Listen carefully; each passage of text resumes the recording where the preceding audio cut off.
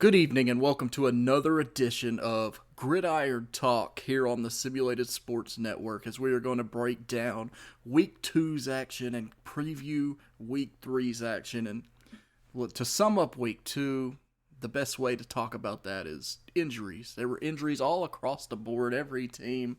I don't even know where to begin, there were so many. Let's just jump right into last Thursday's game. The Cleveland Browns and the Cincinnati Bengals. The Cleveland Browns survive a very scrappy Joe Burrow. The Browns survived, winning 35-30. The story is, the Browns won, but a lot of people came away talking highly of Joe Burrow. 37 of 61, 316 yards, 3 touchdowns. This dude is out here doing this with no offensive line. This guy is the future of the NFL. He looked great against the Cleveland Browns, and I think Cincinnati has to be excited about what they've seen. The Bengals fans have to be excited. It's very exciting times. On the other flip side of it, the Browns, Baker Mayfield had a solid game, 16 for 23, 219 yards, 2 touchdowns, 1 interception. Nick Chubb was all over the field dominating, along with Kareem Hunt. Odell Beckham got back to his ways as the Browns get the 1-1 with a big win over the Bengals. On the Sunday slate, the New York Giants and the Chicago Bears. The Bears won 17-13. Not much to note on this game. Giants go to 0-2, Bears go to 2-0. If we do put in a note, and it's a large one when it comes to it, Saquon Barkley tore his ACL, is done for the year. Our thoughts are with him. This kid is a freak, though. He will come back and bounce back. I trust in it. In the next game, the Rams and the Eagles. The Rams won 37-19, but the Eagles had a shot late, and Carson Wentz made just a terrible turnover. And it's not looking good in Philly, as a lot of the Philly fans are already calling for Jalen Hurts to be put in for the Eagles. The Rams look tremendous getting to 2-0. That NFC West just looks absolutely stacked right now. In a wild game, the Falcons and the Cowboys. The Falcons dominated all but just a few seconds of this game. And there was this odd sequence where Dallas onside kicked it, and the Atlanta Falcon players just stared at it. They stared at the ball. And I know that they were trying to, you're hoping that it don't go to 10 yards or whatever. But it did, and Dallas landed on it. And it looked like it was something easy they could just, I don't know. I can't even put into words what I saw. But Dallas won the game, and they avoid 0-2, and meanwhile the Falcons go 0-2. Falcons doing what they do all the time and choking and putting their own foot in their mouth. Just a nightmare of a game if you're a Falcons fan. They had that game won, and they just absolutely blew it. In the next game, the Bucks and the Panthers. The Bucks looked solid. Brady was 23 for 35, 217 yards. Leonard Fournette looked like Leonard Fournette of old. This team looks solid. Nice bounce back win after the loss to the New Orleans Saints. As I saw another note from this game, Christian McCaffrey is hurting out for a few weeks. Looks like Mike Davis will get the carries there in Carolina. Pick him up, I guess, as a waiver wire in your fantasy leagues. Ugly one as the 49ers beat the Jets. Nick Bosa, he's out. Mostert got hurt. Nick Bosa is done for the year. Garoppolo was out for the second half. They dominate the Jets. Story of this game is basically the injuries. In the next game, the Steelers and the Broncos, another injury we had happen as Drew Lock, he went out early in the game. But Jeff Driscoll came in and stepped up and played very well as the Broncos fell just short of beating the Steelers. The Steelers get to 2-0. James Conner seemed to bounce back as Conner got his job back. And that's was that. Johnson looked good. Claypool looked good. The young receivers looking good. Of course, like the Steelers, like they always do, always come in and draft good young wide receiver talent. Steelers go to 2-0. Broncos to 0-2. Broncos have lost some tough games. Could easily be 2-0 or 1-1. And a surprisingly thrilling, one of the better games of Sunday, the Jags and the Titans. The Titans survive, scared by the Jags. The Jags look good, man. I thought that they were going to be the worst team in the league this year. I was completely wrong. They're hanging tough in these games. They are 1-1. The Titans still look strong, though, man. Tannehill's on fire, 18 for 24, 239 yards, 4 touchdowns. Titans look like the favorite out in the AFC South. You heard me rant on Sunday. The Packers defeated the Lions 42-21. The Lions set a record for the first team ever to blow 4 double-digit leads in 4 straight games. We've lost 11 straight. I'm not talking about this. Packers kicked our ass. On to the next one. Dolphins and the Bills. And this was this is a heartbreaker if you're a Dolphins fan. The Dolphins had this game won.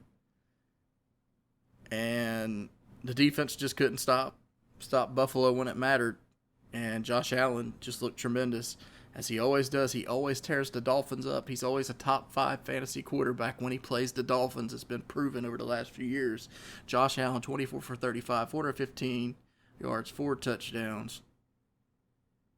Josh Allen looked great. Fitzpatrick didn't play too bad, 31 of 47, 328 yards, 2 touchdowns, 0 interceptions. And here's my thoughts on this. A lot of people are calling for Tua. Fitzpatrick didn't play bad. And you know what? It wasn't really Fitzpatrick's fault.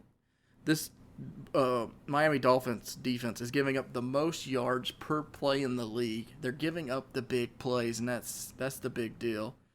The defense has got to step up for Miami. They look all right if the defense could just step up. Buffalo to 2-0. Miami to 0-2. The next game was just a beat them down. The Colts killed the Vikings. I don't know what's up with the Vikings. And then the 4 o'clock slate, we had some interesting games. The Cardinals beat Washington pretty good. Kyler Murray show, like usual. DeAndre Hopkins. Baltimore won 33-16 over Houston. And in the game we really want to talk about here, the Chiefs and the Chargers. Tyrod Taylor, before the game, I guess punctured his lung. And Herbert got the last-minute start. And boy, did Herbert look good. Herbert went 22 of 33, 311 yards, 1 touchdown, 1 interception. This Chargers team looks very good with Herbert behind in the... What are you doing, Kitty? Looks very good when he's at the quarterback position. They hung with the Chiefs and nearly won the game. The Chiefs survived 23-20 in overtime. Patrick Mahomes doing Patrick Mahomes things down the stretch. And it was kind of weird. Butker hit 3 straight 50-yarders to win the game because they kept icing them. It was a very weird situation. But the Chiefs win, get to 2-0. Chargers to 1-1, but the Chargers look legit with Herbert behind center.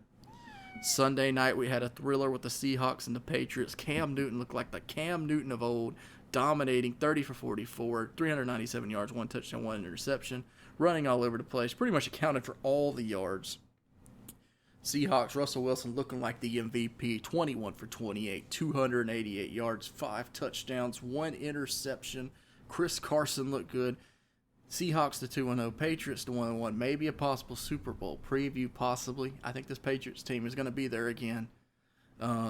It came down to the very end. Cam Newton falls about 1.5 yards shy of winning the game, and the Seattle Seahawks won at the horn.